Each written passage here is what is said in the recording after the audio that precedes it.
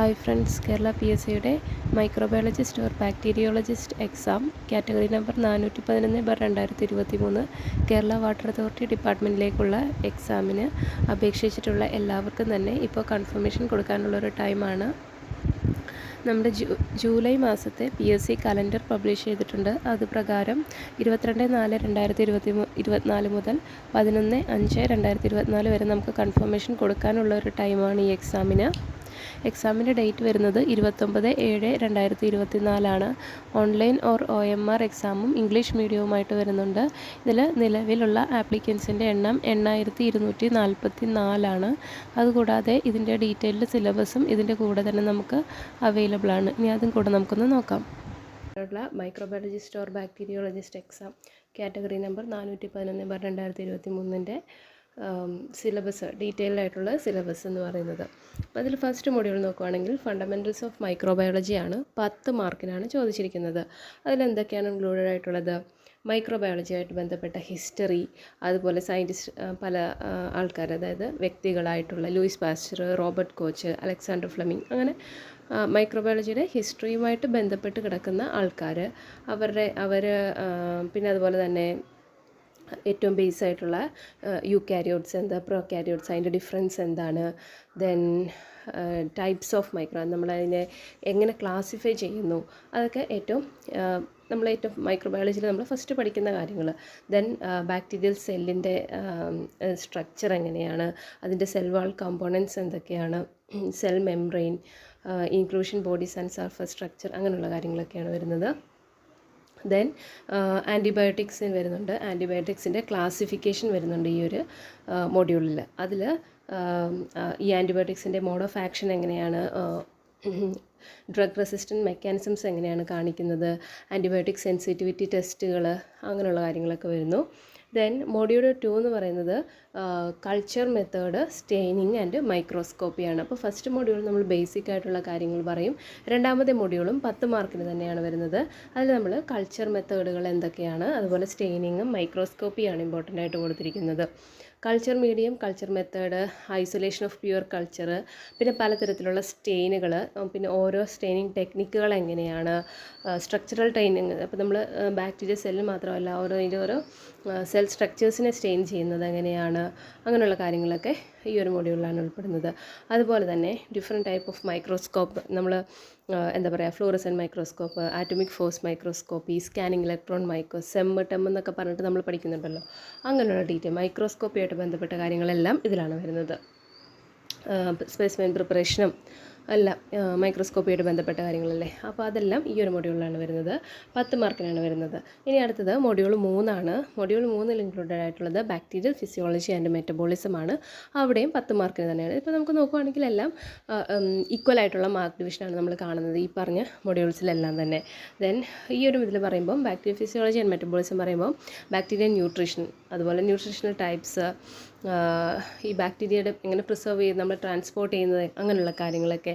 ഇതുപോലെ growth curve, lag log phase, stationary phase, death phase എന്നൊക്കെ പറഞ്ഞിട്ട് നമ്മളൊരു പഠിക്കുന്ന അതിൻ്റെ ഒരു ഗ്രോത്ത് കർവ്.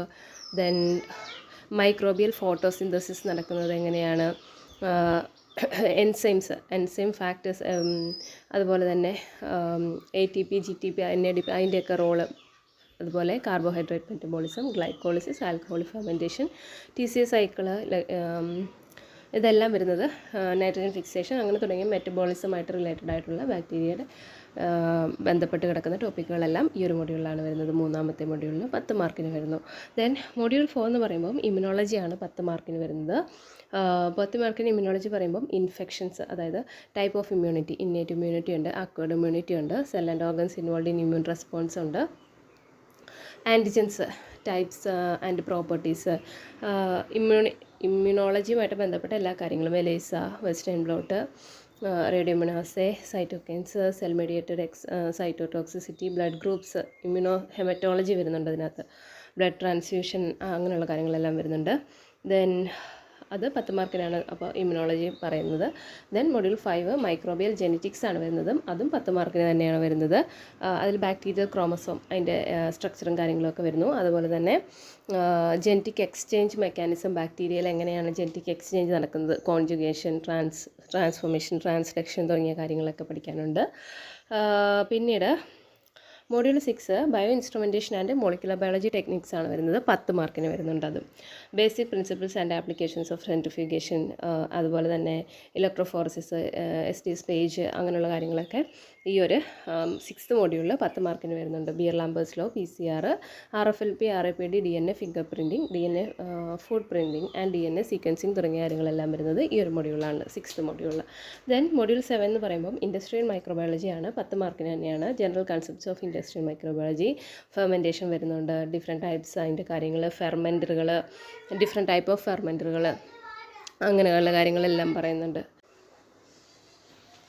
8th മൊഡ്യൂളായിട്ട് വരുന്നത് ഫുഡ് മൈക്രോബയോളജിയാണ്. അതും 10 മാർക്കിന് വരുന്നുണ്ട്. Role of microbes in food industry, mould, yeast, bacteria, പിന്നെ ഇതിൻ്റെയൊക്കെ food preservation, spoilage of vegetables and fruits, spoilage of canned foods, microbial examination of food, milk, MBRT test, HACCP definition principles ഒക്കെ, fermented vegetables, fermented milk and milk products, അങ്ങനെയുള്ള കാര്യങ്ങൾ ഫുഡുമായിട്ട് related ആയിട്ടുള്ള മൈക്രോബയോളജിയാണ് 8th മൊഡ്യൂളിൽ വരുന്നത്. അതിലും 10 mark തന്നെയാണ് വരുന്നത്.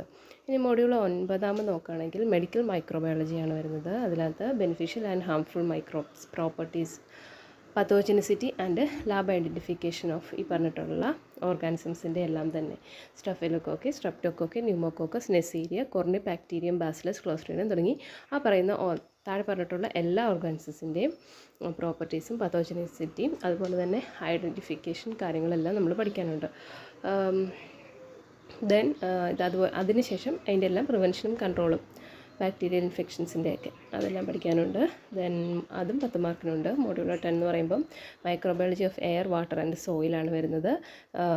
നമ്മുടെ എയറിൽ മൈക്രോബിയൽ കണ്ടാമിനേഷൻ എങ്ങനെ വരുന്നു, enumeration of bacteria in air sampling devices, water microbiology, water pollution, water borne pathogens, then സീവേജിൽ BOD, COD തുടങ്ങിയ കാര്യങ്ങളൊക്കെ microbial, flora of soil and role of micro organism in nitrogen, carbon, phosphorus, sulphur and iron cycle.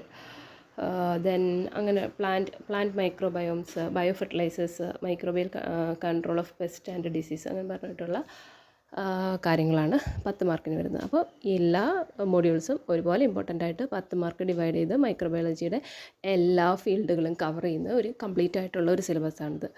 അപ്പം ഒരു കുറച്ച് continuous ആയിട്ടുള്ള നമ്മുടെ science എക്സാമുകൾ, അതായത് ഇപ്പോൾ ഒരു scientific assistant scientist, pollution control ബോർഡിലോട്ടുള്ള സിലബസുകളിലൊക്കെ അതൊക്കെ പഠിച്ചിട്ടുള്ള ആ എക്സാമുകൾക്കൊക്കെ പ്രിപ്പയർ ചെയ്തവർക്ക് കുറച്ചും കൂടി ഒരു എളുപ്പമായിരിക്കും അതിനകത്തൊക്കെ ഒരു പ്രിപ്പറേഷൻ എന്ന് പറയുന്നത്. അതുപോലെ തന്നെ ഇപ്പോൾ ഫുഡ് സേഫ്റ്റി ഓഫീസർ എക്സാമിന് പ്രിപ്പയർ ചെയ്യുന്നവർക്കാണെങ്കിലും അതിനകത്തെ കുറേ ടോപ്പിക്കുകൾ നമുക്ക് ഇതിനകത്ത് സെയിം ആയിട്ട് കാണാൻ പറ്റും.